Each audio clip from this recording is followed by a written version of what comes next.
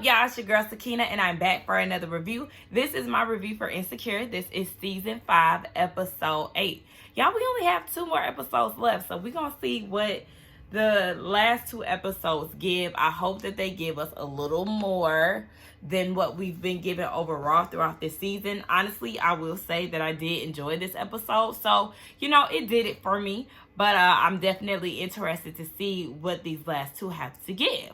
But let's go ahead and hop right into it. It starts with Issa and Nathan in the bed, and she's telling him how she's thinking about Tiffany and how she's actually moving to Denver. So we know that Derek accepted his job offer and they're getting ready to go. I'm wondering if they're going to allow us to see that whole process. Maybe they'll give her a going away party. I don't know. Y'all know I don't see the previews of what's to come next week, so I have no idea what next week looks like anyway. I'm going to have to hop on YouTube to see that. But I'm thinking maybe they're going to do something like on the season finale. They're probably going to do something like, Issa, you're finally ending up with so-and-so between Nathan and Lawrence. Molly, you're on the right track and you're finally dating a guy who is giving you the same energy. Torian, and maybe one of her parents end up passing. I don't know. We know that death is definitely a hot topic in this season, so maybe one of her parents end up passing away. We know her mama had difficulties and all of that. Kelly, you're on your spiritual journey. You stopped drinking. You're on the right track. You got Kelly's or what is it? I don't know. Kelly's preguntas. And then we have Tiffany, and you're getting ready to move and starting a new journey. So I feel like that's probably going to be the situation on the season finale. But like I said, we don't know. We'll have to see.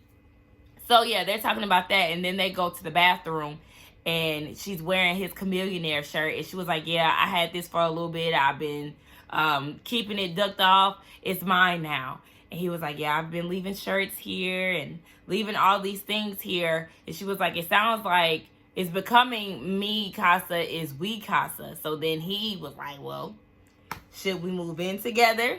She eating this up, child. And now she entertaining the thought of them moving together because it would be cheaper. And he likes waking up to her. And I'm like, Issa, really? Y'all moving too fast. One thing about it, Issa is going to move in with an ex or stay with a boyfriend, whatever the case may be. We got introduced to you with Lawrence on your couch and he ain't have no job. Then, once you cheated on Lawrence and he broke up with you, you go and move in with the nigga that you cheated on him with, and you stay on his couch. And then things start getting a little awkward with that. Then you finally moved up to his bedroom, and then y'all no longer wanted each other. So then you find Nathan, and once you finally got on the right track, you got the block, you got things going for yourself, you now want to move in an unstable creature, okay? Shout out to baby boy, who is inconsistent. Please don't move into a neutral space where the bills are potentially higher because now you can split them down the middle, because he is known to skip town, girl. So he gonna leave you with rent and the bills. I'm so disappointed in her. Y'all just took a shot, by the way. One of my best friend's birthday is today. Happy birthday, Badgie. And we just got off a group FaceTime with all our friends, and we just took a shot. So I'm pretty sure I'm going to start feeling that soon here in a minute. And it's already getting hot in here because I got my heater on. So it might come off in a minute. But nonetheless, yeah, so she thinking about moving in with Nathan, even though he probably going to leave her high and dry. Nonetheless, The Block is having an event. She finally got Anthropology Connection to be a part of this new event. I think that's the name of the group, but Coogie and them, okay? Coogie and his crew, they doing their thing. Issa is doing her thing as well, because we see that she's talking to the guy who I can't remember his name from Nothing But Water, and he was saying how great things have been and that him and Nadia have been working on an offer that they will be presenting Issa with here shortly. So she's happy about it because she on her shit, right? We see that, hold on. I lost my way. Yeah. So, we see Koya, she's introducing or what is she doing? Not introducing. She's greeting the people who are coming to the party, and she's like, hey, to all the black people, you know, hey, what's up, sis? Hey, king, you know, things of that nature. And then she see white people, and she's like, oh, it's so rad that you came. But we see that lady who, I think she was on episode 1, who was staring Issa down at the book club event. Child, she done made her way down to this event, and she was saying that she was happy that she came down here before she made it to the bridge. And she gave Issa another stare down. Now, Issa talking about we need to have another wellness event, and she's saying to Sequoia, no, what y'all need to be doing is calling the nearest psychiatric ward to come get her ass, because Miss Ma'am, if you was talking about jumping off a bridge, we need to get you some help ASAP. Fuck the next event. So we see that Nathan and Thomas are there, and Issa is taking pictures of them, acting like they shopping and things of that nature. And honestly, this part of this scene, I could actually see a little more chemistry between Nathan and Issa. Because y'all know I do not see it for them. But I don't know if it's because they're now exchanging I love yous, and, you know, they're potentially moving in together, all these things. I don't know. I just seen a little more chemistry. Now, I'm not here for them. Don't get that confused. But I seen a little bit more than the awkward chemistry that we had seen before. Now, Issa went, she went ahead and called them a power couple. No, ma'am. Stop playing with us. Y'all are not a power couple. But Kelly and Molly are seeing this interaction, and they hyping her up and all of this. We see that Molly is going on her second date with Torian. I'm mad that we didn't get to see the first one, but we know that they're doing the damn thing, right? So she said that she could use this because she's going through a lot with her parents and trying to get them to get this will together. But Kelly offers up her services, so she's going to help out with that, child. Let me turn this heater off because it's getting hot. We see that Crenshaw is there, and he decides to apologize to Molly. I mean, not Molly, but Issa. And it's funny now that he wants to apologize because he now has something that he wants to offer her. Y'all, if y'all see something glistening, that is Vicks, okay? So don't be coming for me thinking that I got something. Matter of fact, let me wipe it off because I ain't got... Okay, I don't have time for y'all be trying to come for me talking about I got snot in my nose, and that's Vicks, okay? Look, it's right here, everything. Nonetheless, he decided to apologize, and he wants to team up. He has something to offer her. And yeah, it's like, okay, it's funny now that you want to apologize because you want to use her for something, and she apologized to you because she wanted to basically get you off of her so she could be able to throw more events without you trying to throw salt on her name and mess up the block's name or brand. So I was with Koya like, the nerve for him to come up here with this apology, with the sexy ass apology. Like, baby, I know I can go on and on about that good looking man, but nonetheless, we ain't gonna do that because we ain't here for that. Issa gets the offer from Nothing But Water. And baby, one thing about it, they definitely made it rain, okay? Because that offer is setting her up very nicely. She's talking to Maribich, and they are hyped because the possibilities are endless at this point. When the money is long, you can't go wrong. I did just make that up. But so we see that Issa meets up with the guy from Nothing But Water and Nadia, and they're going into this theater, and they're just orchestrating shit, you know, getting the operations down. They got people on people. They got a whole staff now, and Koya and Issa just killing the game. We then see that Issa is on like this college tour. She's in Detroit, and she's giving them all the encouragement that she needs, and she's saying how she's not really able to make it back to LA as she used to, which means that sis is on the move. She's on the go. She ain't got time to be home. And then she ends the tour with singing, ooh, child, things are gonna get easier. And unlike the Stanford or whatever college she went to, remember the people weren't trying to sing with her? This crowd got the crowd moving this go round. So shout out to her for that. So she basically on her shit. We see her in First Class, child, and she is with Ty Dolla $ign. Now, remember, Ty Dolla $ign had made his first appearance on this show on season 1. So shout out to him for coming back. But he was saying how he was working with Crenshaw, and you can see on Issa's face, she kind of looked a little bothered by it. But yeah, she was, he was saying that he was working with Crenshaw, and Next thing you know, she gets home to this beautiful house and she's greeted by Nathan, and he talking about take your clothes off, and they start kissing. And she was like, okay, so why did we move here? And she was like, because you wanted to be closer to nothing but water, so we moved to West Hollywood. Like, sis is living the life. And he was like, now go ahead, get naked. And we see that, she's shimmying down, she getting ready. And then she snaps out of it. She right back in her bathroom. I said, just when I started to believe that what we were seeing was true, I was like, okay, because remember, they did skip a year. What was that, episode 2 or whatever? They skipped a year. I was thinking that was one of those situations. But no, it was a damn daydream of hers. I was like, okay, whatever. So, we see that she gets a pin drop from Crenshaw. He was like, meet me here if you're not busy. But we see over at Molly's parents' house, her and Kelly are together and they're discussing her parents' will. And Kelly is trying to be the orchestrator of this thing because she has history on trying to get wills together. Now, Molly's older brother is asking the good questions, like what'll happen if this was the case? What happened if mom has another stroke? And then you got the younger brother, aka Lil Saint. He talk about I'm gonna go make some tea. And then he comes out and he was like, I don't think we ever had no tea, but I'm gonna go to the store. He is a nervous wreck.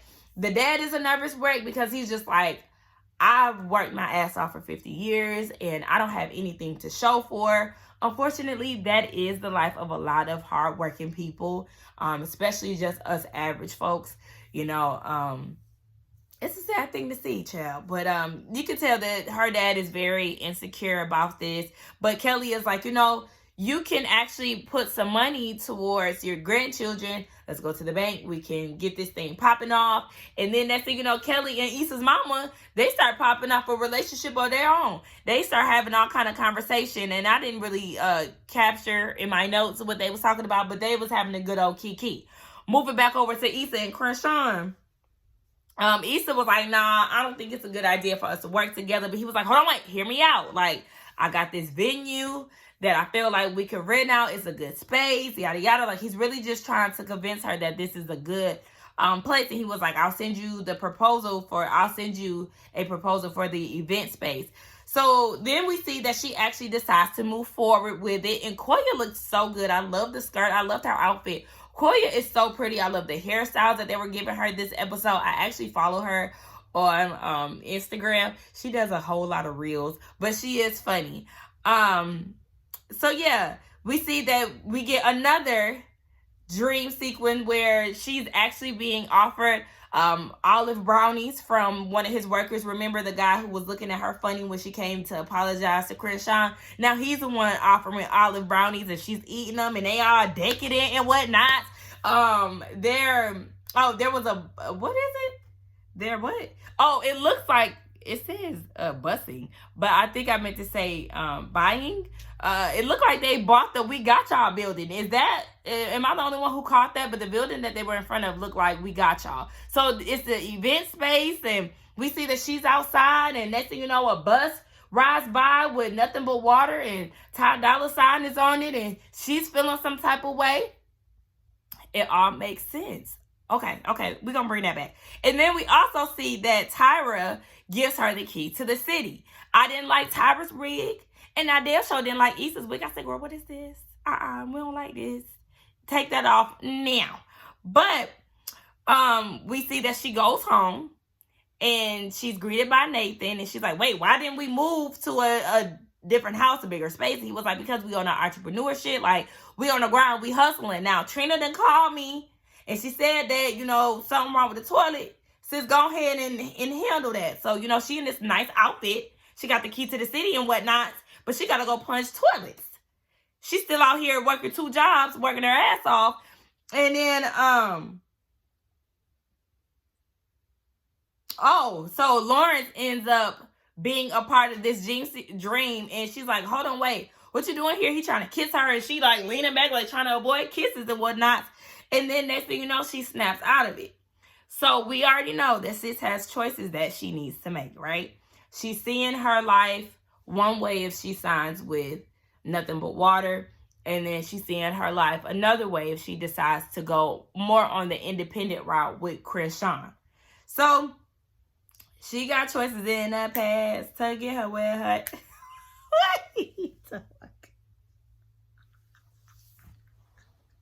Oh my gosh. Wait a minute. That just made me think about Rich Homie Quan. And then I start singing it and I start fucking up the words. Anybody know choices by Rich Homie Quan? I made choices in the past to get me where I'm at. Oh, child, listen. I'm starting to feel that damn Hennessy shot. But, yeah, she's just trying to figure out what path she is going to go down. But I was saying it's all coming together because, remember, when she was talking to Ty Dolla $ign on the flight, he was working with Crenshaw. And then she seen him on the Nothing But Water bus. And now that she's working with Crenshaw, so she's just really conflicted on which way that she should go. Whatever. Let me show you the way to go. That's one of my favorite. It's not a Jackson 5 song. It's the Jackson song. I really love that song. So if anybody knows it, y'all should play that. I really like it. Y'all know I'm an old soul at heart. So nonetheless, back at Molly in her parents' house. Not Molly, but Kelly is saying that she's enjoying helping Molly's family, and this is something that she should continue to do. So maybe this is, maybe another career path that she's going to go down or something. Or maybe if she was just saying that she just wants to have more interactions with Molly and her family. But we do see that Kelly asked her mama to hit her up when it comes down to Denzel night because they want to watch Fences. The father thanks her for pushing them to actually finish the will, and Molly leaves. And we see that she is actually crying in the car. She breaks down. And I understand. I actually got really sad watching that because when you watch your parents get older, it gets real, right? Especially if you still have your parents right now. And you get the luxury to actually watch them grow old.